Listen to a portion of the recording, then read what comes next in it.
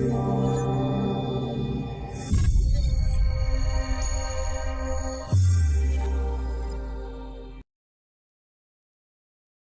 everyone and welcome back to Crypto's News. My name is Omar Bam and I am coming to you guys with another walking video because it seems to have been a popular one yesterday. It's funny, we started the show doing driving videos and I guess the natural evolution would be walking videos, right? Then afterwards we can do crawling videos just like crypto prices.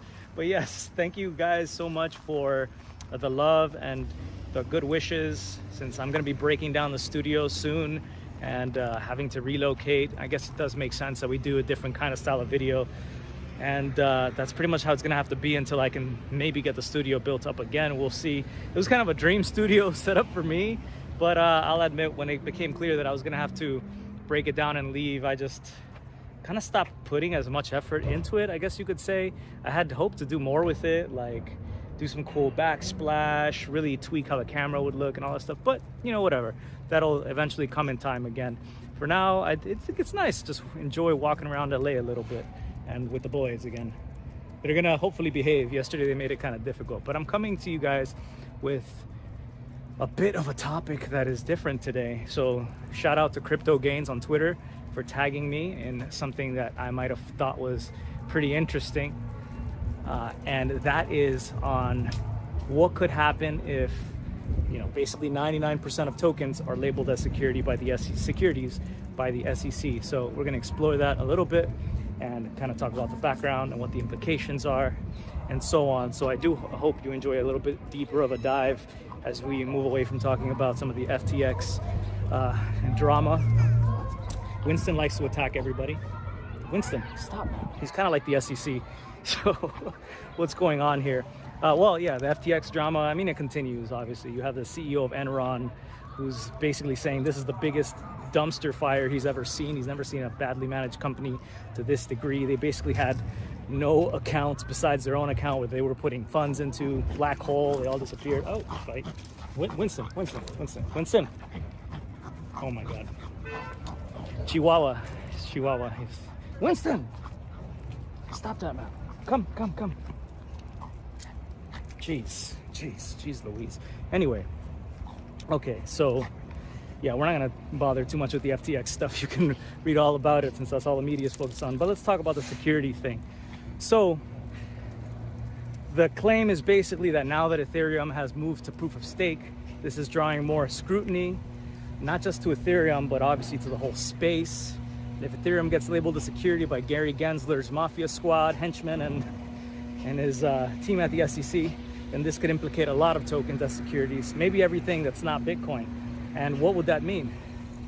Basically, that would mean that exchanges would not be offering most tokens, right? Unless they were non-securities. So basically, they would be like Bitcoin-only exchanges, maybe stable coins, right? So in this kind of scenario, you could imagine you would go to your exchange in the United States, like a Coinbase or a Kraken or Gemini or something like that, the few that are allowed to operate. And then unless they become registered securities brokers, you would only find Bitcoin stable coins. You would basically trade for stable coins, move that to a personal wallet, which probably would be KYC'd too. Like you'd have to give information, all the wallets you own, and your name would be attached to it. This is like the grim scenario, right? The grimmest scenario. And then you would move those stables to a personal wallet, go to a decentralized exchange like Uniswap maybe, or something like it, and then trade that for whatever coin you want.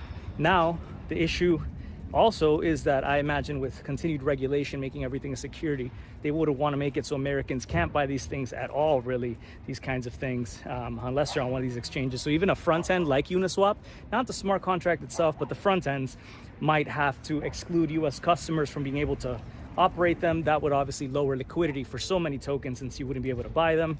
And the market caps for crypto overall would plummet in this kind of scenario, potentially. You would have a huge amount of compliance costs that teams would have to face. Basically, they would have to do all this reporting with the SEC, which is under the guise of protecting investors, but definitely slows down some innovation, right? Because you have to have basically hundreds of thousands of dollars just to be able to get started on your project. So you can't have like these basement tokens that might be super cool and innovative, which is kind of the spirit of crypto being born. The ones that are not just fraudulent. It's unfortunate that we have so many fraudulent tokens out there and rug pulls and so on. But anyway, point being, there are some really innovative ones that would never see the light of day, and that would be a problem. So again, you might not even be able to find as many tokens anymore. They just might not exist. Being scared of regulators.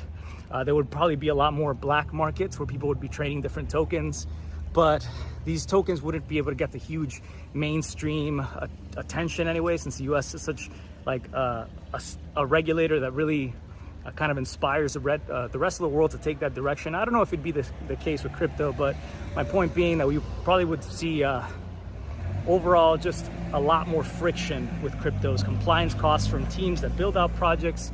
You would have compliance costs from exchanges having to do all this diligence just with whatever is already listed on their platforms and so on. And you would have the SEC controlling so much of the space, right? The government basically controlling crypto, which is the antithesis of crypto. So that would be super negative in that kind of scenario. Bitcoin basically being the only thing that's not a security. I think that would be, of course, the best thing to be in. So the maximalists would be happy, the governments would be happy, and I think people overall are going to be at a loss when it comes to innovation, again, and access to a lot of these tokens and so on. Now, it's always a question as well if tokens can evolve out of being securities. So maybe Ethereum, when it was sold originally as an ICO, it was a security back then, but now it's decentralized enough that it is not anymore passing the Howey test and therefore a security, and therefore there could just be a slap of the wrist fine on something like the Ethereum Foundation, if that's even possible, because they're not based in the United States, and everything would continue as normal. There are huge amounts of efforts from the exchanges that realize how bad this would be for the space and their own business if this kind of thing were to pass, to make them basically like Robinhood or any traditional broker. And so you have like Coin Center out there fighting for this. You have like very important cases such as the one with Ripple, XRP, where you have entities like Coinbase getting involved with them as well, just to try to make sure that this doesn't happen. But I would say that's kind of the worst case scenario. And this whole debacle now with FTX, sorry, the bus is loud. This whole debacle with FTX is being used by politicians, potentially regulators, to say, hey, look, people need protection. And so we have to regulate the space even more heavily. And so that's why this needs to happen even quicker, right? Labeling things like securities. I don't know, it's like the CFTC wants them to be commodities. Can they be commodities and securities at the same time? I don't think so, but it's like the direction. Everyone wants a piece of crypto. He got like really tired. He gets like these reverse sneezes, but I think he's all right. Come. You want to go back this way? Come. This way? Too many people, they're getting scared. Anyway,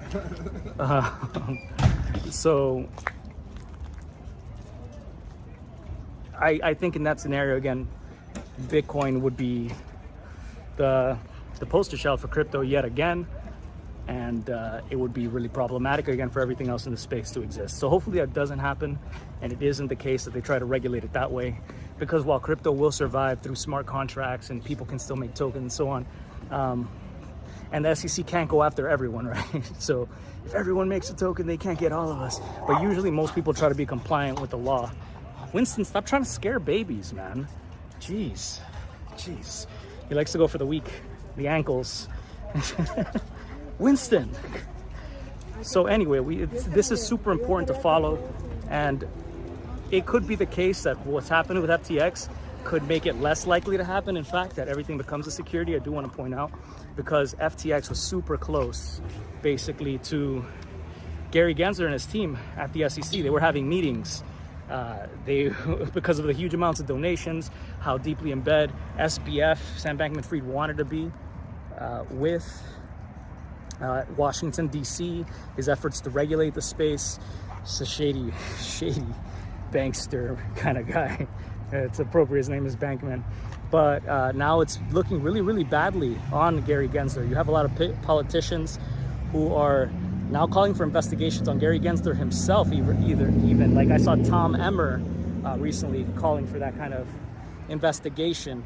Like, how could you basically have the biggest fraud in crypto ever to happen, second biggest, or if not the biggest financial fraud ever to happen, right? And it happened right under Gary Gensler's nose. You're being friendly with the worst people who screwed over the space. So why should you be able to regulate this space? And what serves your agency the right to be able to do that? So honestly, I think I'm not super scared about this. I just wanted to bring it up because it is potentially something that's being focused on, more as we go through the next, I would say, year. It's going to be coming into more focus, and it has the potential to create articles and FUD and even more conjecture around this. But I want to know your guys' thoughts are, if you think this is likely or not. I kind of gave you some of mine. I'm not super worried about it, but it is something that if you were trying to do risk management and be in the right token, right, whether that's Bitcoin or Ethereum or whatever, you would definitely want to know this information, because the riskier of assets, basically anything that's not Bitcoin, could face some serious issues potentially if the worst case scenario were to come around again, where basically every exchange can't list securities unless they're registered. The front ends like Uniswap don't allow US citizens to get on board. It's not the end for crypto and tokens, but it's certainly in the worst case scenario would make it more difficult for market caps to climb, for investments to seem as suitable, I guess you could say, and for innovation to happen, which I actually think would be really a problem, because I think a lot of this is about democratization, access to be able to invest, like venture capitalists and so on, for the average person. And I think great strides have been done because of crypto. And even places like Robinhood as well, in enabling people to get access to these kinds of investments. So anyway, I'll leave you with that. Let me know your thoughts. I'm gonna get these guys home.